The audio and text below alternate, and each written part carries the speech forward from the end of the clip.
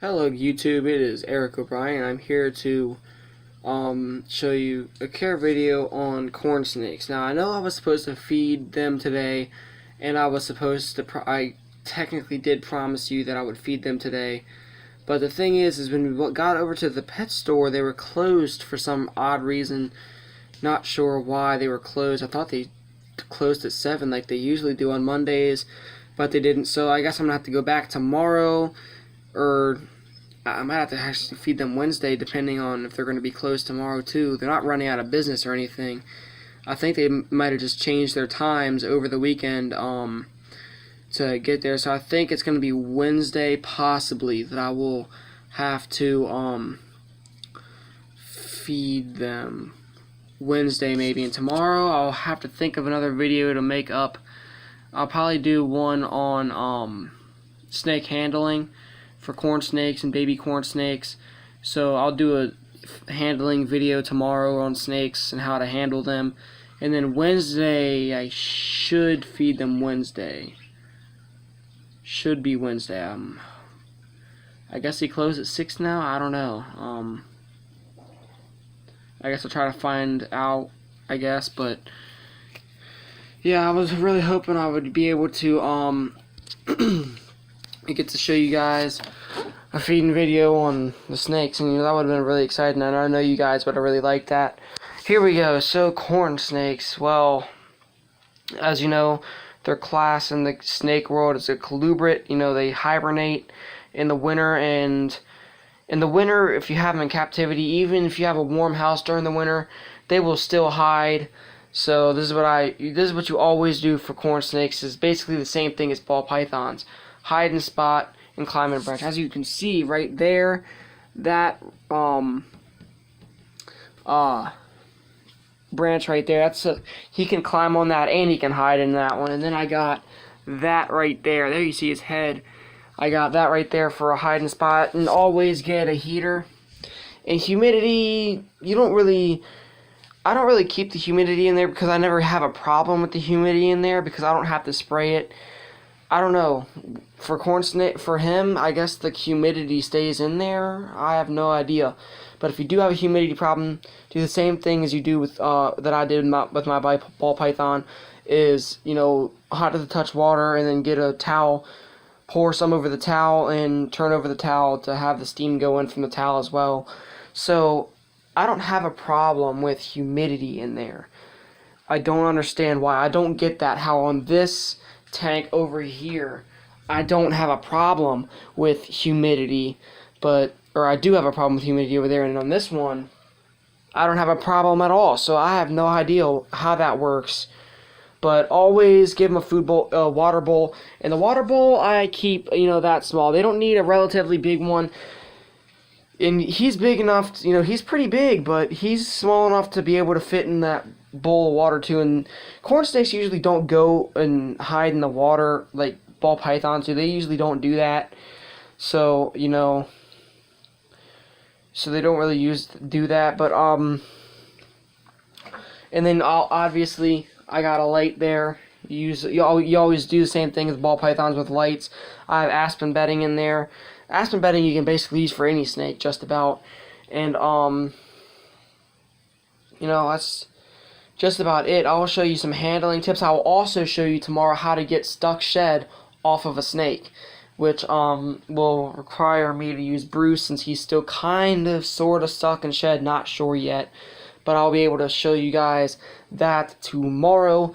I'll show you how to handle corn snakes when they're babies, and I'll go ahead and show you how to get stuck shed off of snakes tomorrow. It's basically the same thing, except for corn snakes, female corn snakes usually get up to 5 to 6 feet, so they get pretty long, kind of, sort of. But of course I have a male corn snake, and that tank right there is just about perfect for a male corn snake, so he'll probably be in there the rest of his adult life. Possibly. If he does start to get longer than the tank, then I will have to switch him up, maybe one size up, a few gallons up, and that's just about all. For the ball python, I'm going to need to give him a 40-gallon tank, sometime in the summer probably. So I'll update you guys on that as well. But yeah, I'm really sorry I couldn't show you a feeding video. That would have been awesome. But yeah, the corn snakes, I would say, is a beginner kind of snake. They're not intermediate like a ball python, but I would definitely, you know, between either of them, neither of them are better than each other. A ball python and a corn snake, neither of them are better than each other. They're just about the same in every aspect except for the fact that corn snakes very rarely bite you. Very rarely, even as babies. If they do, you're not going to feel anything because of the fact that they don't even have any teeth. They grow their teeth in. Ball pythons, on the other hand, are, you know, not aggressive when they're babies, but they're scared. And I mean, I know corn snakes are scared too, and they'll try to run from you whenever you try to pick them up.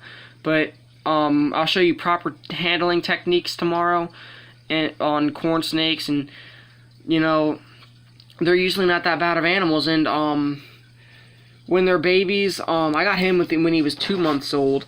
And of course I showed you his birthday the other day, a few days ago. Pretty funny video, wasn't it?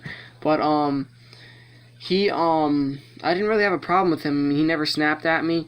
He did when I was dropping in the food. I got a little too close once and I didn't notice it, and he snapped at me, thought I was food, or he was trying to go for the mouths real quick because he was really hungry, and then he missed, or he almost missed but bit me, and that would have been by accident, you know. And honestly, sometimes that happens. But ball python babies are not as docile and, you know, as corn snakes, but corn snakes like to run. So when I handle my corn snake, I'll tell you that I'll repeat this tomorrow. Hold the baby corn snake in the cage until he's at least a year old, because they like to run away. And I'll show you proper handling techniques. I'll show you all this tomorrow. But you know, baby ball pythons, you know, they're just more scared, and they'll snap at you more because they actually are born with teeth. I mean, I'll show you a way how to kick them out of that fear and how to kick them out of that. They're not nasty animals, like I always repeat, because, you know, no animal is bad. None of, I mean, there are some, but they're not naturally aggressive. You know, and of course, people have been keeping them in captivity for years and everything, but of course, corn snakes, you know, they're more, you know, easygoing, I guess, as babies, and they're more like, if there's a little kid and, you know, you want to get him a snake and he wants a snake really bad, I would suggest getting a corn snake, not a boa, not anything else but a colubrid snake, which in the colubrid family would be like a king snake, a milk snake, a Texas rat snake, scaleless rat snakes, anything in the colubrid family. Those aren't usually aggressive at all, or not aggressive, but, you know, scared as babies. You know, they're scared, but they won't really snap at you. And that's the thing with corn snakes. They don't usually do that. Ball pythons, they're more scared and they will snap at you. But not all the time though. Most of the time they won't, but most of the time they'll go into a ball, but sometimes they will snap at you if they really do feel threatened. But I'll show you some more handling techniques on corn snakes tomorrow, and I'll show you, if I have enough time tomorrow, I will show you how to get off stuck shed, and I'll show you what that looks like in pictures if I can upload them on here, or I'll go ahead and explain it to you. But corn snakes, you basically take care of them just the same as ball pythons. In corn snakes, feed pinkies to them for about a year. In my perspective, if you got to feed them once a week, twice to once a week as babies for 1 year. And then what I did is I moved up to fuzzies another year. Now he's 2 years old. He still should be on fuzzies until he gets to the hopper soon.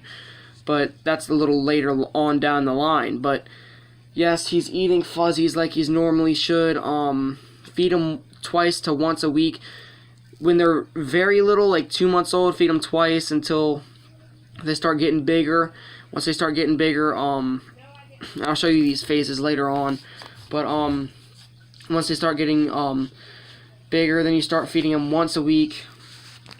And then at the 1 year mark, start feeding them fuzzies, in my opinion, depending on how big it is. And there are more videos on that on Brian Barczyk's video, or animal snake bites. TV or whatever, same thing. I would subscribe to him.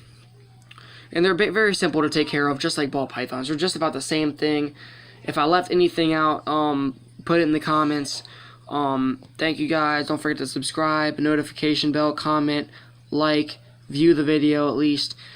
Thank you guys, and have a great week.